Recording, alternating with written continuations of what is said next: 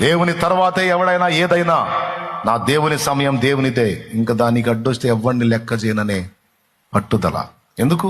దేవుణ్ణి ఎరుగున్నారు వాళ్ళు. ఆయన ఏంటో తెలుసు, ఆయన జ్ఞానం ఏంటో తెలుసు, ఆయన బలం ఏంటో తెలుసు. ఆయన తలుచుకుంటే గొర్రెలు కాసేవాడిని రాజుని చేయగలుగుతాడు, చక్రవర్తిని గడ్డి తినే పశువుని కూడా చేయగలుగుతాడని వాళ్ళకి తెలుసు. హల్లెలూయా. ఏం చేస్తాడు ఆయన తలుచుకుంటే? గొర్రెలు కాసుకునే వాడిని సింహాసనం ఎక్కించగలడు. చక్రవర్తి అంటే తెలుసా? రాజుల మీద పైన చక్రవర్తి. ఆ రాజుల మీద పైన ఉన్న చక్రవర్తిని కూడా, నెబుకద్నెజర్ చక్రవర్తిని 7 ఏళ్లు గడ్డి తినే పశువులా మార్చాడు.